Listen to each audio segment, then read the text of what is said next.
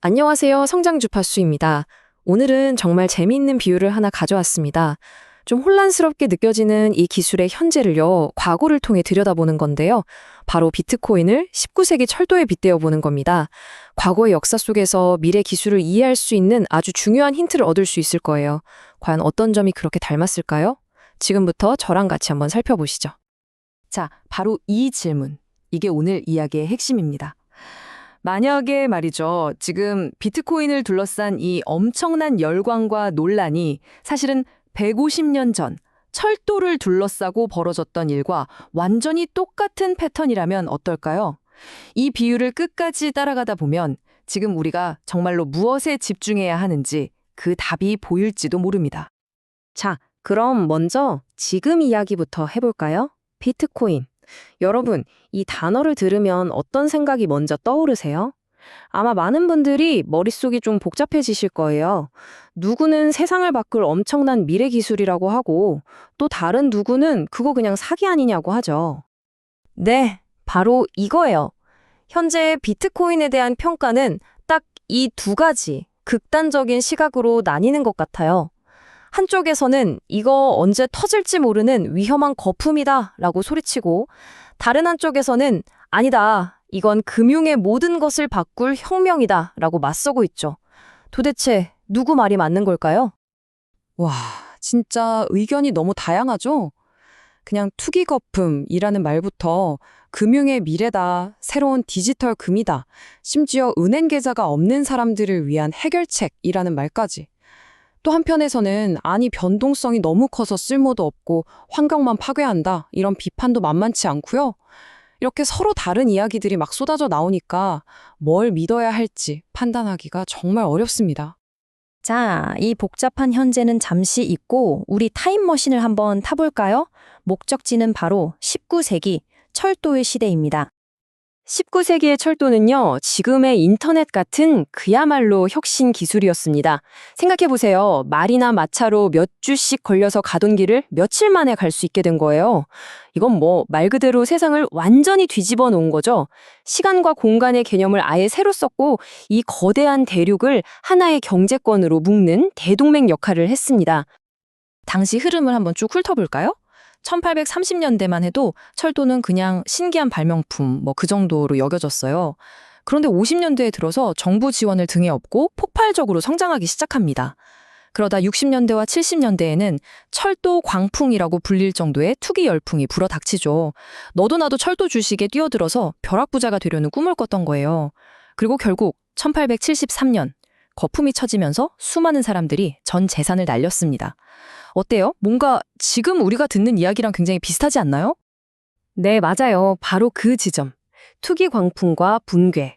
과거에 있었던 그 금융 광풍이랑 오늘날 우리가 보고 있는 이 엄청난 변동성 사이에는 어떤 공통점이 있는지 조금 더 깊이 파고들어 보겠습니다. 정말 흥미로운 건요, 이 두 현상이 소름 돋을 정도로 닮았다는 겁니다. 세상을 바꿀 것 같은 새로운 기술이 등장하고, 여기에 엄청난 대중의 투기 자본이 몰리고, 나도 벼락부자 한번 돼보자 하는 광기가 사회를 휩쓸고, 결국 수많은 관련 회사들이 파산하는 것까지. 역사는 똑같이 반복되지는 않지만 비슷한 운율을 갖는다는 말이 딱 떠오르네요. 그때 모든 걸 잃었던 한 투자자의 심정이 아마 이렇지 않았을까요? 내 전 재산이 다 날라갔어. 하룻밤 만에 사라져버린 미래에 모든 걸 걸었던 거지. 하지만 이상하게도 철로는 그대로 남아있었어. 바로 이 마지막 문장, 여기에 엄청난 힌트가 숨어 있습니다. 그러니까 핵심은 바로 이거예요. 거품은 터졌습니다. 맞아요. 투기꾼들은 돈을 잃었죠. 하지만 그 모든 것의 기반이었던 기술, 즉 전국을 촘촘하게 잇는 그 철도망은 사라지지 않고 그대로 남았다는 겁니다. 사람들의 돈을 빨아들였던 주식의 가격과 세상을 바꾼 기술의 가치는 전혀 다른 문제였던 거죠. 이게 바로 오늘 이야기의 가장 중요한 핵심적인 교훈이라고 할 수 있습니다.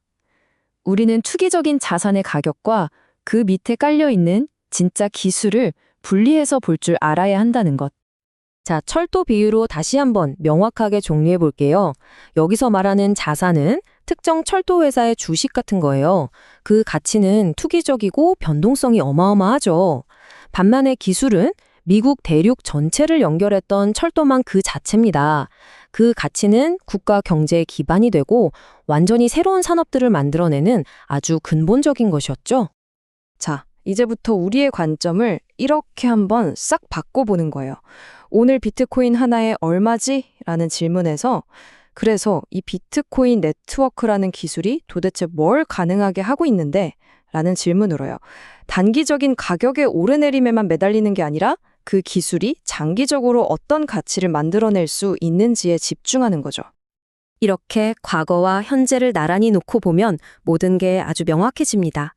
과거의 철도 주식이 투기적 자산이었던 것처럼 오늘날엔 비트코인 가격이 그렇죠.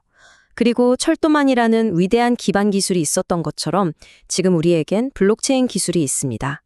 결국 철도망이 국가 경제를 통합하고 현대 상업 시대를 열었던 것처럼 이 블록체인 기술은 탈중앙 금융이나 디지털 소유권 같은 완전히 새로운 인터넷 인프라를 만들 잠재력을 품고 있는 거예요. 진짜 유산은 자산의 가격이 아니라 기술 그 자체에서 나온다는 것. 이게 바로 이 비유가 우리에게 주는 가장 강력한 교훈입니다.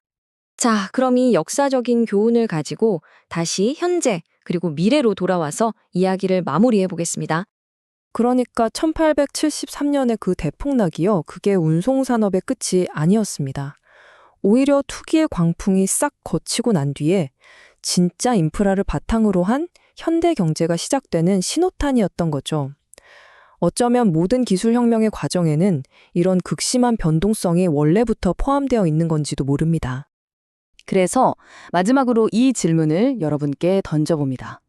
그게 비트코인이든 아니면 인공지능이든 혹은 우리가 아직 잘 모르는 또 다른 어떤 기술이든 간에 지금 우리는 어떤 새로운 철로가 놓이는 과정을 지켜보고 있는 걸까요?